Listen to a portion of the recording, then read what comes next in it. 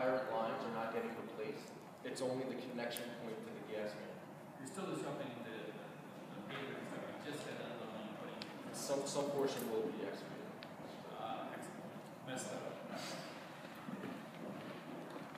Can I just over here on this side? Does that help? You part of your question, does that give you a visualization as to how this is going to proceed? It sounds like it's still looking at the night, but Well, you can't have kids running on the street without noise. yeah. You got a canyon, everything echoes, so there will be. There's I was no just way. hoping if they extended their deadline, we can eliminate the Yeah. microphones. There's no way to stop the noise. Even with sound suppression equipment, there's no way to stop the noise. But it'll be. I'm really skeptical also, by the way, if you're accomplishing 100 feet a day here on Main Street. I think that's going to be a lot slower. Anything special hand work and the density here, you know, I don't know what the right number is. You're not going to be doing 400 feet a day, okay, maybe 50 feet a day, but it's going to be a lot slower. I mean, I've lived here for 35 years. I've seen a lot of construction. I've never seen anything move at that kind of pace.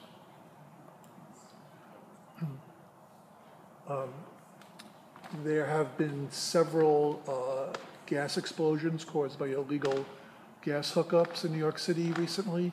Can you talk about any safety precautions that you're going to be undertaking? So what we'll do is we're going to inspect all services. We inspect everything we do. Slow down.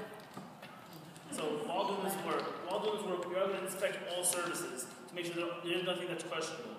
Congress also implemented a new heightened research on all this work we do. So we have more, everyone was retrained, we have more than qualified personnel doing the work, and they're going to have full-time inspectors on location inspecting everything we see and clarify everything.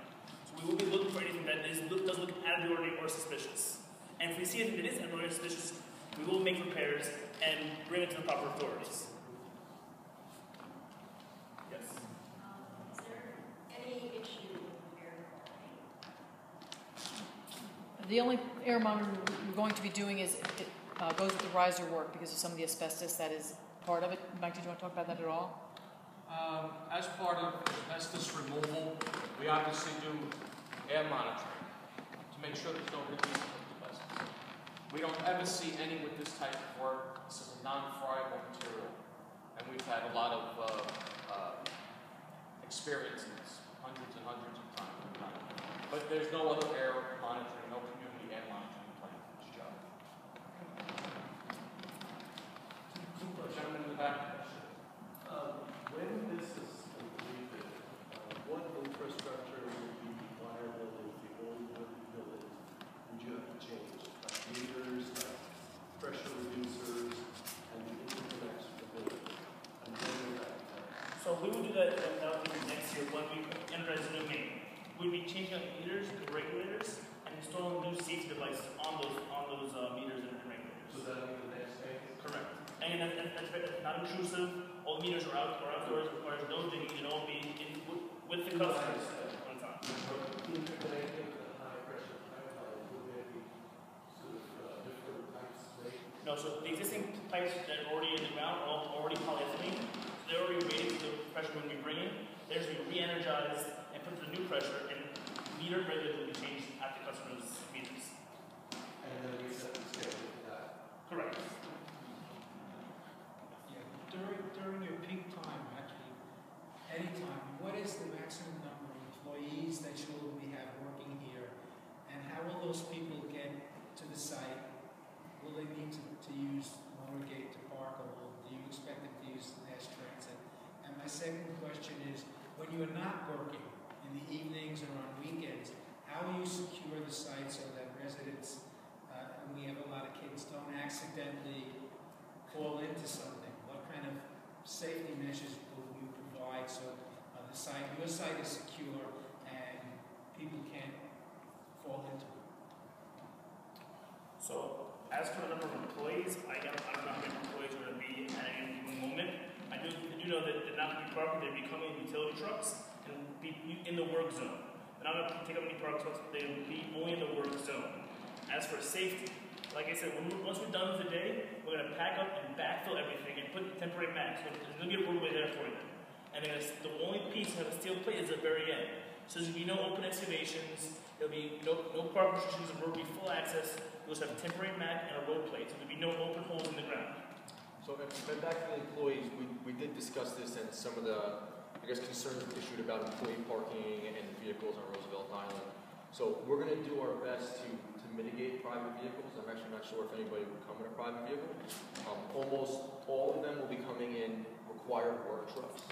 So those work trucks, if they're here, will be located within the already coned off areas that are required for construction.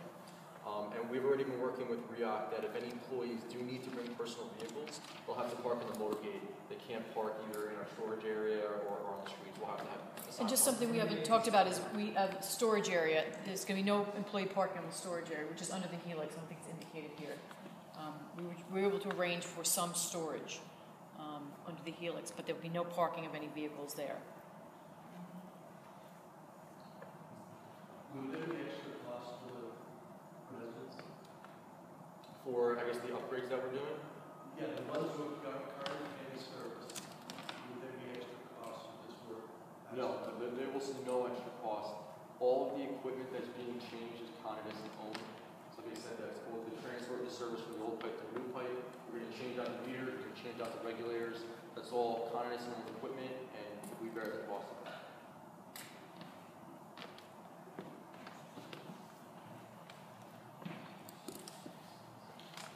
Right now, all of our electricity is fed through cable about the integration has been taken out of our fire. And if people are wondering, one, as far as local capacity, and two, is diversifying pathways on the island. Have you guys had any conversations along the river or erosion conduits, whether that could be managed as well? Excellent question. So I'm also involved in those projects. So there's two pieces there. There's the bridge aspect and there's the on-island work aspect. So you're right. There was the issue on 59th Street Bridge. The electrical feeds come from Manhattan. They come over the bridge. They're currently exposed on the side of the 59th Street Bridge. When you take the tram, you can see them there. If you know what you're looking for, that's where they are. And that's definitely an area that Con-Edison is going to address. That was a huge, I guess, eye-opener for us. You know, we're built on redundancies and contingencies, and that's clearly an area that we don't. So, in our building, we had to pop off line so that the rest of the island we pull ourselves off the grid. So it didn't. So the short answer is yes. We currently are out to bid on a project. It was supposed to start in the fall or the summer. I'm not sure the exact dates, but we will be replacing all those feeders on the bridge. We're going to build a new conduit system so they're protected and they're visual. We're going to split them on both sides of the bridge. We're going to run entirely new cables.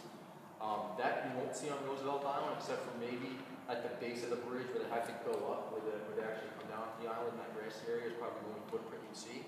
So that addresses the bridge issue. As far as capacity on the island, you currently have plenty of electrical capacity. There's not an issue with it going over. There are provisions in the future to add future capacity at minimal impact. So that's something we look at also. But right now, that's not even on the radar really, that we would need to increase the total capacity for electric.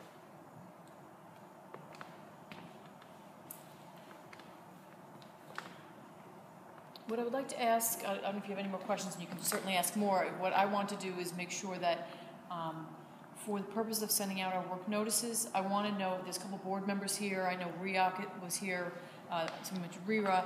I just want to know contacts where we can send our notices to. We ordinarily send them to the community boards, all the electeds.